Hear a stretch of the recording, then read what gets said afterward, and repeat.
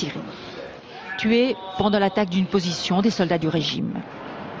Dans la mosquée du village de Tarifat, beaucoup se souviennent aussi d'un père, d'un oncle, tué par Hafez al-Assad lors de la répression contre les frères musulmans en 1982. Une répression sanglante ici à l'époque. À ses funérailles, le colonel Haïssam Dervish, l'un des chefs des opérations insurgées à Alep.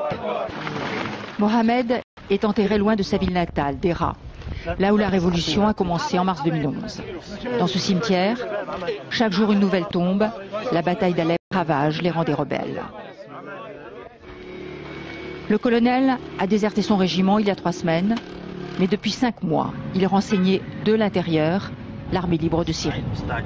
Il est à la tête de plus d'1 millier d'hommes, des déserteurs et des civils qui ont pris les armes. Dans cette école, transformée en quartier général, il met en place la stratégie pour la conquête d'Alep, une 30aine de kilomètres d'ici. Mais ses attentes se tournent aussi vers New York.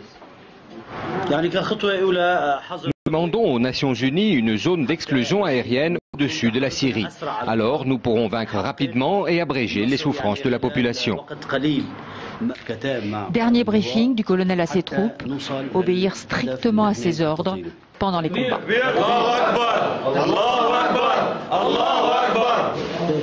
Mounib est un ancien policier, déserteur de longue date. Il enseigne ses techniques aux nouvelles recrues. Une fois que tu as l'objectif en ligne de mire, tu suspends ta respiration et tu tires. Au début, quand je suis arrivé à Alep, j'avais peur face à l'armée et à ses tanks. Mais dès les premiers affrontements, j'ai été surpris par la facilité avec laquelle on s'est imposé. Beaucoup ont fui.